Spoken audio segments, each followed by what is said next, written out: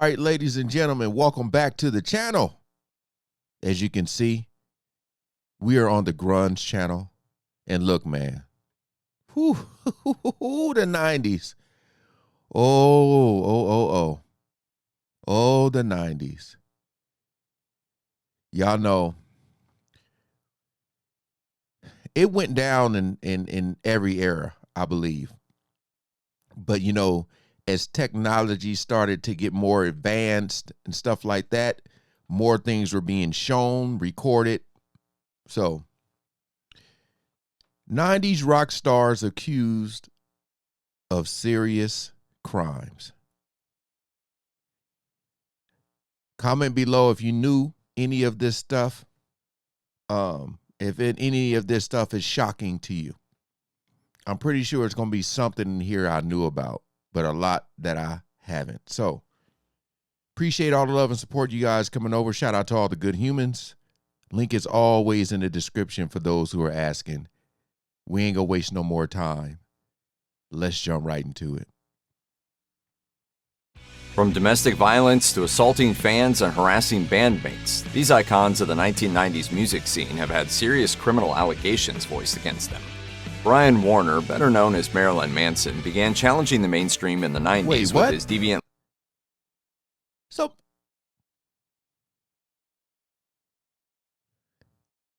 Okay, so that's right out the gate. That's news to me. Marilyn Manson name ain't Marilyn Manson. What? Suggestive singles and graphic videos like The Beautiful People. Over several decades, he's become a widely known figure in contemporary music and, according to several of the rock star's former partners, the alleged perpetrator of many alarming acts of violence and assault. Billboard reports that Westwood star Evan Rachel Wood, to whom Manson was engaged in 2010, identified the rocker as her abuser.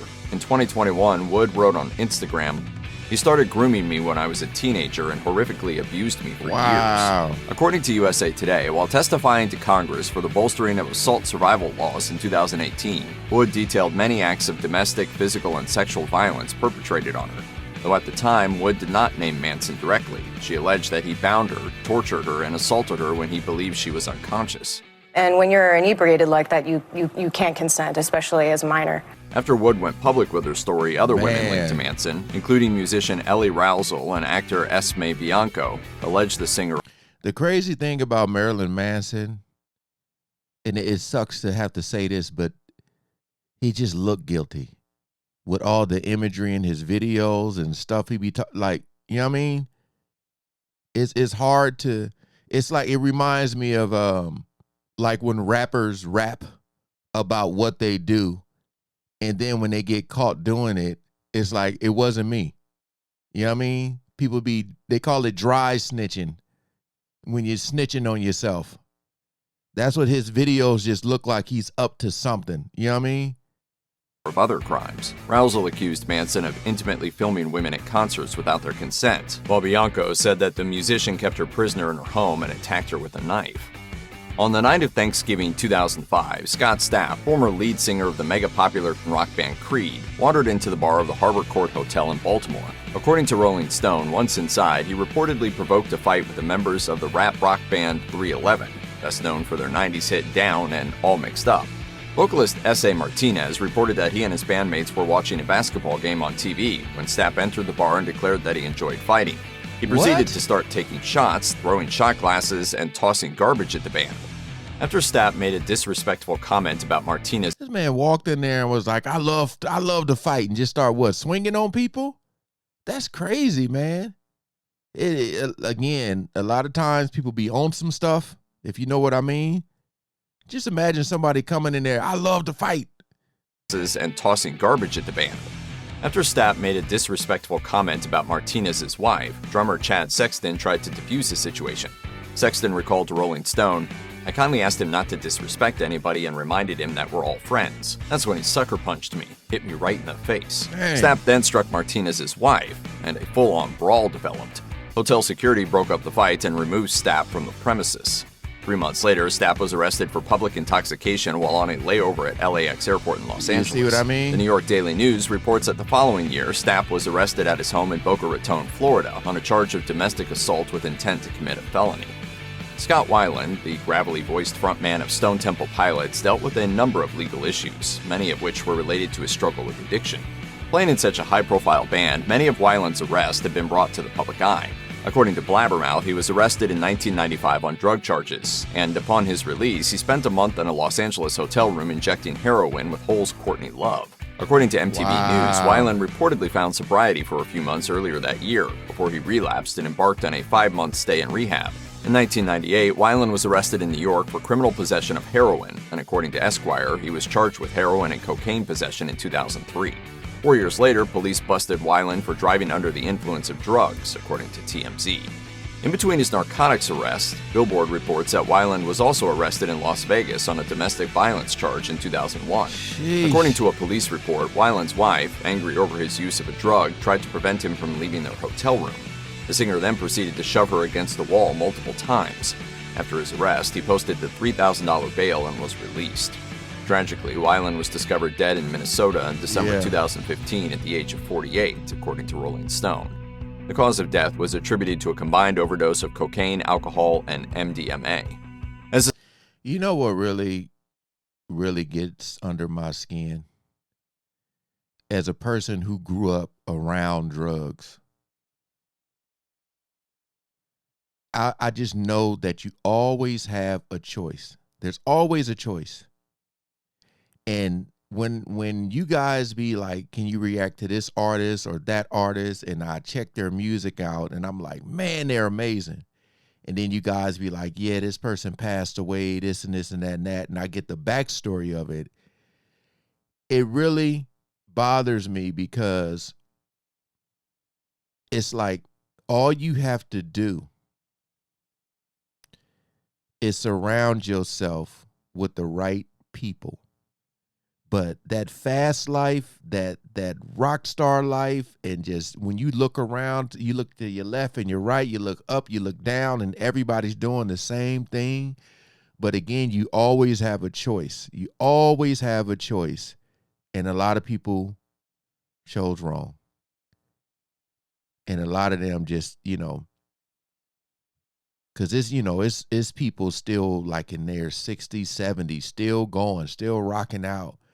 But like some of the ones that, pass away so young, oh man, I just think about the greatness that still could have been going on. Granted, their music still lives on, but just imagine especially the ones that are a part of that 27 Club, man. That's my advice moving forward, man. Just try to surround yourself with the right people.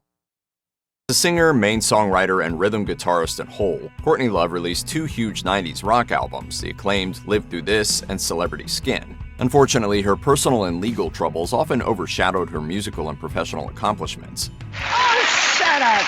In April 1994, Love was arrested in Beverly Hills. The singer was taken to a hospital when it was suspected she'd suffered a heroin overdose and was then booked by police and charged with possession of drug paraphernalia and suspicion of possession of a controlled substance, according to the Los Angeles Times. Love had long struggled with addiction issues. In a 1992 Vanity Fair profile of Love and her husband Kurt Cobain, a friend alleged that the Hole singer had used heroin while pregnant with their daughter Frances Bean Cobain. Wow. After she gave birth, the Child Services Protection Agency temporarily removed the newborn baby from Love's custody as a result of the reports of her alleged drug use. Love later admitted she had in fact used heroin while pregnant, telling the Fix, "I didn't even know I was pregnant at the time." British rock outfit Oasis was the face of the Britpop subgenre for several years.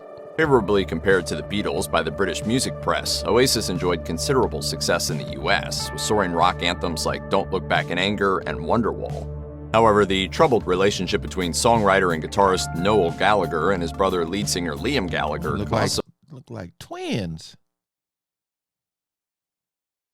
Man. Some problems that extended beyond fraternal strife. While Liam saved most of his simmering anger and vitriol for his brother, in March 1998, the lead singer lashed out at an innocent Oasis supporter. According to MTV News, Oasis's Australian tour hit Brisbane, with the band staying overnight at the high-end Quay West Apartments. While outside the building, a 19-year-old British Oasis fan named Benjamin Jones allegedly walked up to Liam and asked to take a photo. As cited in a police report, Liam emphatically denied the request by punching and headbutting Jones, breaking his nose in the process. Wow. Brisbane police subsequently arrested the vocalist and charged him with assault, but he was released after he posted the $6,600 bail. According to the Associated Press, the singer faced a maximum of 10 years in prison for the attack. However, the charges were eventually dropped, with Jones deciding to pursue a civil suit against Gallagher instead. As the goateed, backward cap-wearing poster boy of rap rock, Fred Durst took Limp Bizkit's tunes to the top of the Billboard charts. This dude. However, according to The Ringer, Durst was labeled as a major instigator of the violent riots that marred the Woodstock '99 festival and was also linked to destructive crimes outside of the stage and recording booth. In July 1999, Limp Bizkit played the Roy Wilkins Auditorium in St. Paul, Minnesota. According to MTV News, Durst's personal security guard attempted to remove a fan from the stage. However, a guard at the venue reportedly mistook Durst's personal security guard for another rowdy fan and tried to expel him as well.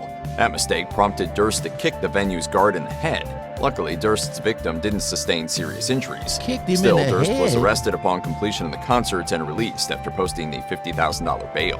The Associated Press reports that Durst got into further legal trouble in October 2006 when he allegedly struck 2 people in Los Angeles with his vehicle. He was charged with 2 counts of assault, 3 counts of battery, and 1 count each of reckless driving and making a criminal threat. What's up with this Durst dude? pled no contest and was sentenced to community service and a $1,500 fine. Blues Traveler experienced... Boy, I tell you, to be famous, huh? Wow. That's crazy, man.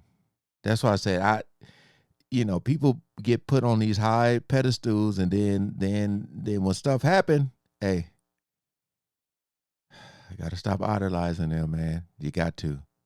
Experienced a huge commercial breakthrough in 1995 with smash hits Run Around and Hook, fueled by the sweetly sung vocals and virtuoso-level harmonica playing by John Popper. In 2007, Reuters reports that Popper was pulled over by police in eastern Washington state while he was allegedly in possession of implements of potential harm.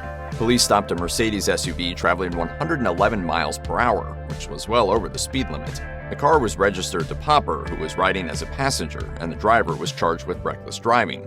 The noticeable odor of marijuana also led authorities to search the vehicle. Officers uncovered drugs, along with 4 rifles, 9 handguns, and a single switchblade-style knife hidden in various compartments that seemed custom-built for Popper's vehicle. Blues Traveler's manager said in a statement, "All of the weapons he owns are registered and are transported safely in a legally approved locked cabinet in his vehicle." Popper was arrested for possession of drug paraphernalia and drugs, with police turning the case over to federal authorities to decide if they wanted to press charges for possession of a vehicle with hidden compartments. In the late 1990s, Everclear released a slew of radio-friendly pop grunge hits, including Father of Mine and Everything to Everyone. In July 1999, Everclear played a Coca-Cola promotional event in Austin, Texas. During the show, Everclear was reportedly hit by items thrown by the assembled crowd at the Austin Music Hall, according to MTV News. After a cup of unidentified liquid struck Alexakis in the face, the lead singer made good on his promise to end the concert if the onslaught didn't end. When the group stopped playing, a 17-year-old fan who had allegedly thrown the liquid was brought toward the stage to be removed from the building. Everclear's statement to MTV News stated, "As she neared the stage, she started screaming, cursing, and spitting at Art and the band." According to Entertainment Weekly, Alexakis poured water on the teenager's head and threw a bottle in her direction. He was subsequently charged with misdemeanor assault. As reported by The Stranger, Everclear also had to cancel a show in its hometown of Portland after Alexakis had been briefly imprisoned on suspicion of domestic abuse against his girlfriend. That's what I'm saying. It's like the amount of drugs and the domestic violence is just stuff like that, man. Like, when you're before you even become an artist, you know that people have done this before, right? And you become famous and then you do the same thing. It's like they almost feel like if you don't catch a case, you're not cool. That's what it seems like. That's what it's saying. I can even go with stuff like, I see some people growing up and they be clowning people what they wear. And as soon as they get money, they start wearing the same thing. You know what I mean? People are so quick to just, it's like a pattern, Oh, you're not a rock star until you catch a case. You know what I mean? It's so crazy, man. Just think about all the positive stuff that could come with the fame. But people continue to do the negative because that's what makes you popular. You know, you don't get popular for how often are charities talked about? You know what I mean? You hear more about, yeah. It's crazy, man. Crazy. Part of what made the Dave Matthews Band so successful was their unique. Oh, there he is. That's the brother right there. I forget his name. Oh, is it Boyd? When I worked at the Staples Center and I worked the Dave Matthews concert, I was like, who is this black violinist? This brother all buff. He was tearing that thing up, man. Oh, Lord, let's see what he did. Unique instrumentation, as not many bands in the grunge-oriented 90s had a violinist in their ranks. According to Consequence of Sound, violinist Boyd Tinsley officially joined the Dave Matthews Band in 1992. Over a decade later, Tinsley formed another project called Crystal Garden alongside trumpet player James Frost Wynne. According to NPR, the two met in 2007 when Tinsley befriended the then 18-year-old musician, buying him dinner, gifts, and plane tickets. Over time, the group imploded in the wake of what Frost Wynne characterized as harassment and assault. In 2015, Frost Wynne allegedly fell asleep in Tinsley's home and awoke to the violinist reportedly touching his buttocks while performing a sexual act on himself. The act was apparently attributed to Tinsley being mentally impaired by prescription medication, and the working relationship continued. However, by mid-2016, Tinsley had allegedly resumed an old habit of sending flirtatious texts to Frost Wynne and asking the younger musician to send him photos and videos of himself wearing filthy socks.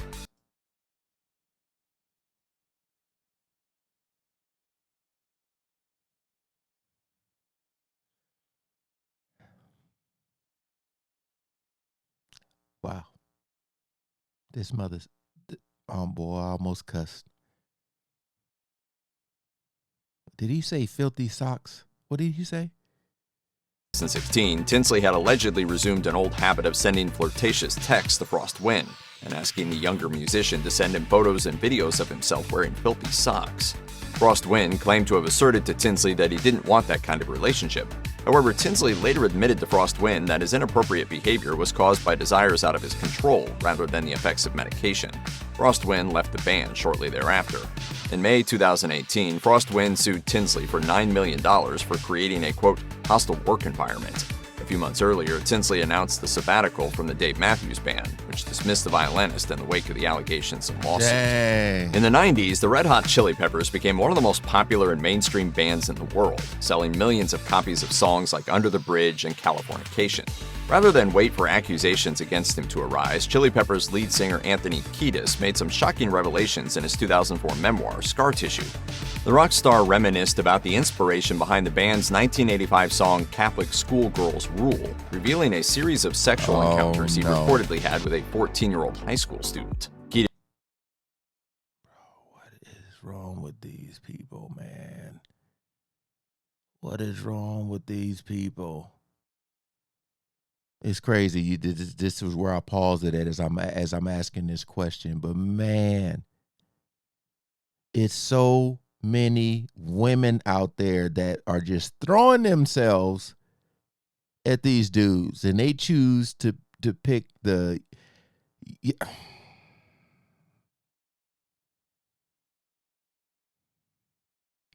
Again, this stuff happens, and these dudes, like, people still play the music, all this stuff. Like, what is the punishment?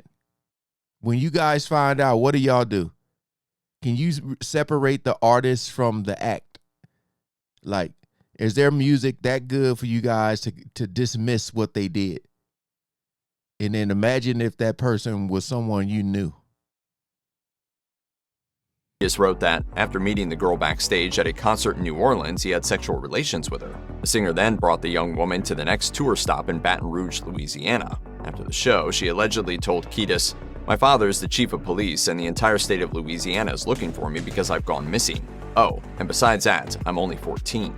According to Kiedis' memoir, after learning her real age, he committed one more act of statutory rape before sending the fan back home on the bus. And there it is.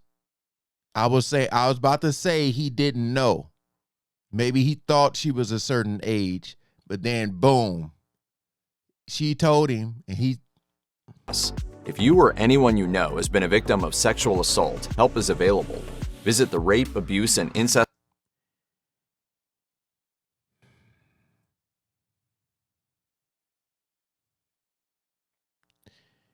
Yeah. See, this is why I don't idolize celebrities. I can listen to music. I can enjoy the work. But I think I'm done. I feel like I'm at the point right now, if something like that is associated with you, I ain't listening to you no more. And when I say associated, I mean, I ain't talking about rumors. I ain't talking about like stuff. I'm talking about like actual truth. Like actual truth. If you really did what you did with who you did it with, I'm done. Don't even send me any more requests for these artists. I'm done.